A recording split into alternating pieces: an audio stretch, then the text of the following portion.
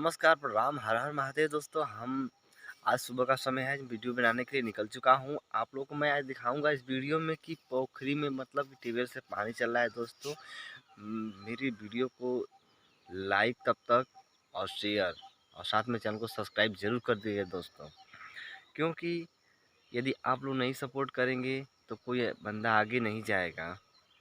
कोई आज तक अकेले मिलके कोई काम कर पाया नहीं है, ना कर पाएगा। तो दोस्तों चलिए वीडियो के साथ बन रही है। आप लोगों को मैं पोखरी दिखा रहा हूँ दोस्तों देख सकते हैं कि एक पाइप लगा हुआ है यहाँ से, और पाइप यहाँ से जा रहा है इधर। देखिए दोस्तों, यहाँ गड्ढे में यहाँ आप लोगों को मैं दिखा रहा हूँ पोखरा।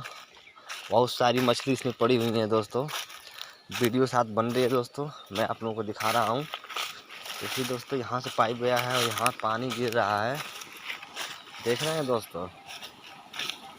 यहाँ पोखरी में बहुत ही बड़ी बड़ी मछलियाँ हैं दोस्तों। यहाँ देखिए, यहाँ पे पानी गिर रहा है दोस्तों, देख रहे हैं दोस्तों।